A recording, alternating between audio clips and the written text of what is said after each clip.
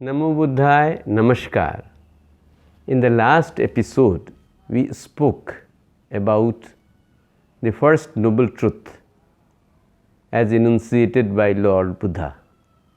Let us go into it a little more in detail. The Buddha says in Pali, Idam ko bhikkhave dukkham ariya sattam. O bhikkhus, look at this. This is the noble truth about sorrow. Jati bhi dukkham. Jati meant birth. So birth is sorrow. How birth is sorrow? Ask a very old man who is walking with a stick, all in pain, or talk to somebody who has lost a very near and dear one recently. Ask him, how do you like life? He will only reply that a child is very wise, that it cries when it is born, because it knows that the life which he is going to lead is full of sorrow. Vyadhi bhi dukkham. Vyadhi means disease. The diseases come uninvited, without telling us. They are like the tiger hiding in a bush. When some prey or human being passes through the forest, it simply jumps on him and devours him. So, vyadhi bhi dukkham,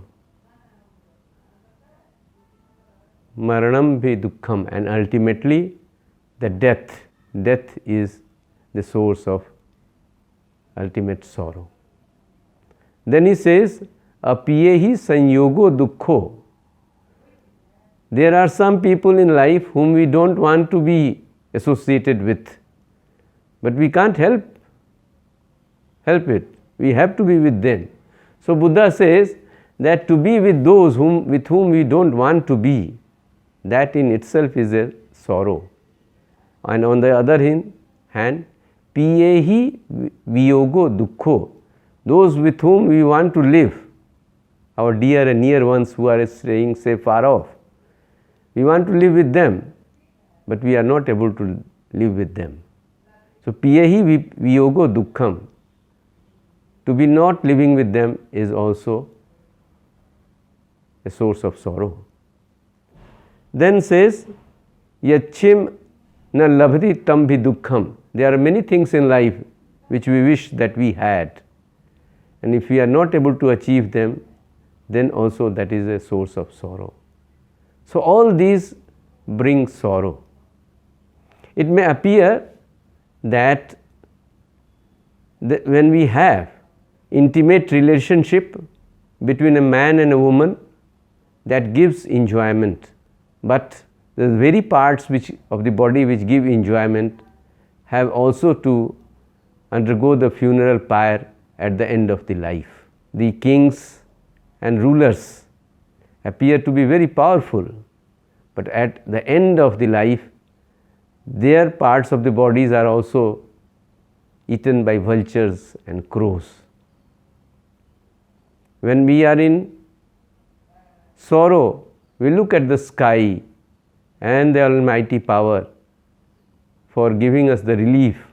Say, for example, the entire world is almost suffering everywhere with floods, but there is no relief coming from any source.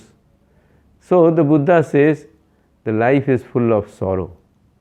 And if at all we feel sometimes that we are having some fun or enjoyment, it's like a drop of honey, simple drop of honey, not more than that.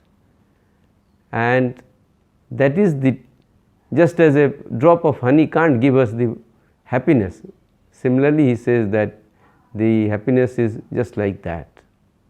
So friends, life is full of sorrows, but Buddha doesn't leave us there. He also tells us in the second noble truth what is the reason for sorrow, and then he tells us the medicine, the way to get out of sorrow. We will discuss all those points in the next episode. Till then, Namo Buddhaya, thank you, God bless you.